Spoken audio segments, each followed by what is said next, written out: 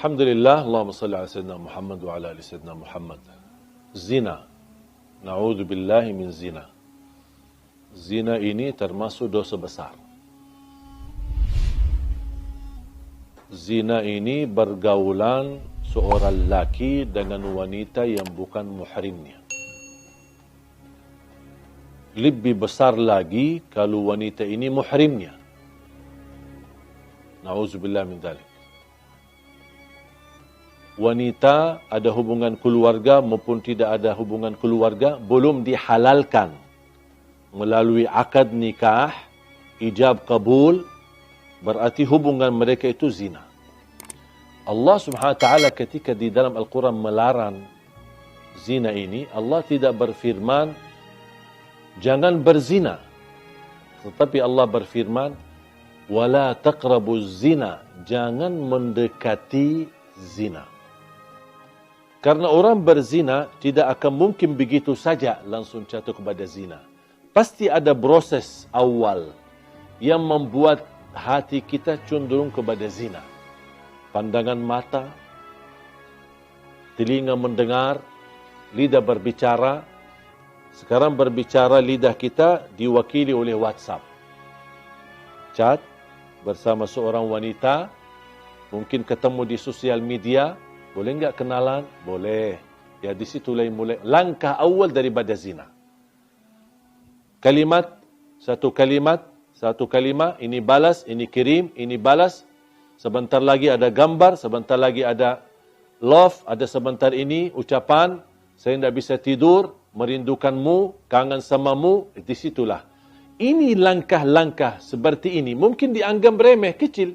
Cuman buang waktu, cuman chat. Saya tidak ada niat apa-apa. Di situ yang dilarang oleh Allah. Jangan mendekati zina. Nadratun, fabtisamatun, famaw'idun, faliqa'un, fazina. Ini prosesnya. Nadratun, pandangan. Senyum. Ya, pas habis pandangan, apa? Senyum kan? Kalau sama-sama suka, pasti senyum. Kalau tidak suka, tak mungkin diperhatikan. Tapi ini yang bahaya di sini.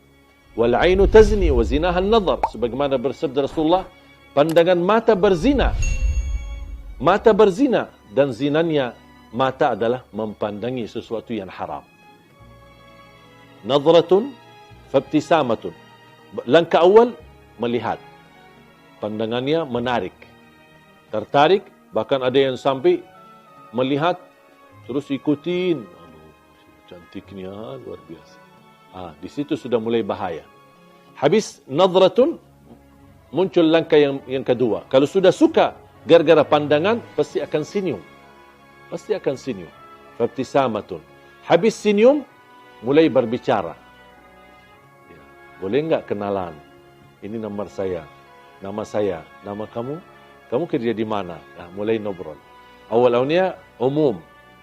Sedikit demi sedikit, kalau sudah akraban, baru kita. Awal-awalnya katanya ta'aruf. Ini sekarang istilah yang beredar di kalangan akhwat atau kalangan wanita yang salihah, katanya ta'aruf. Ya sama, ta'aruf dan bacaran sama. Habis sudah setelah senyum dan berbicara panjang lebar, mulai ada janji. Boleh enggak kita makan di luar? Mulai ada janji. Ayo kita jalan-jalan ke pantai malam minggu, kita ke mall, kemana, ada janji. Habis janji, faliqa, pertemuan. Kalau sudah bertemuan, pasti akan na'udzubillah. Kalau bukan dilindungi oleh Allah, sudah lemah hawa nafsu, lemah iman, sahwatnya sudah tinggi, dan proses langkah-langkah yang begitu banyak, ujung-ujungnya habis bertemuan, pasti diajak untuk bersama-sama malam hari atau tiduran bareng. Disitulah awal-awalnya, dipermudahkan, dianggap remeh, dianggap enteng, biasa aja, tapi ujung-ujungnya jatuh kepada zina. Ketika sudah terlanjur berzina, baru mereka dua-duanya sadar. Dan mereka tidak mau tanggung jawab dan saling meninggalkan. Apalagi kalau terjadi kehamilan. Langsung mereka melarikan diri dan tidak ada yang mau tanggung jawab. Hei wanita, jagalah kehormatanmu. Karena kemuliaanmu di sisi Allah tergantung menjaga kehormatan. Wahai laki-laki, bertakwalah kepada Allah Subhanahu wa taala. Jangan mempengaruhi wanita untuk jatuh cinta, tapi Anda tidak serius terhadap cintaan itu, untuk dijaganya dan untuk dipelihara dan untuk dijadikan mendapatkan ridha Allah Subhanahu wa taala. Mudah-mudahan kita semua dilindungi oleh Allah dari perbuatan zina, dari langkah-langkah awalnya sampai ke ujungnya jatuh kepada zina. Semoga kita dijegah diri kita dari perbuatan dosa besar zina. Semua orang dapat diampuni oleh Allah dosanya.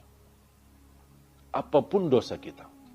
Dosa zina, dosa riba, dosa sihir, sering bolak-balik ke tukang dukun, semua apapun perilaku kita. Dan syarat taubat. Kalau taubat, pasti diampuni Allah Subhanahu wa taala.